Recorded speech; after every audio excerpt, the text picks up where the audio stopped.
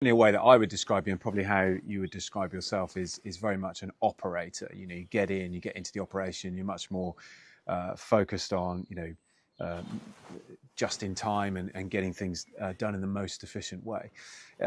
You've had some really senior roles in that area. What would you say were probably the top two or three operational things that you think people should be thinking about in manufacturing? What will make them the most efficient? What will make them most profitable? What message would you give viewers, listeners?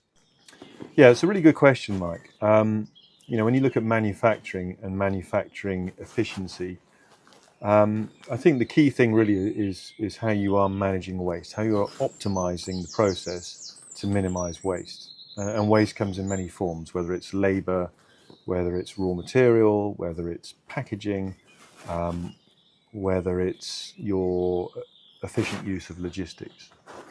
And I think when you're looking at that overall efficiency, it's how you start to understand the data and the drivers behind that.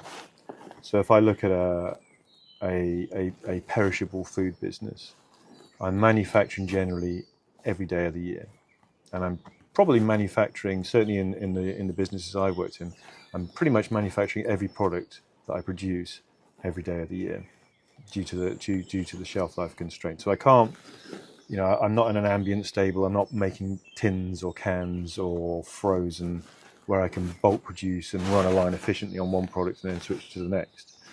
Now, don't get me wrong, those things also produce some of their own challenges. So if I bulk manufacture a frozen product, I have to put it in a freezer. That ties up working capital, and there's a cost to that storage. So, you still need to think through these principles of how much am I producing, how efficiently am I producing it, what's my scale of economy on that, but then also what are the on costs, and what else is that doing to my business?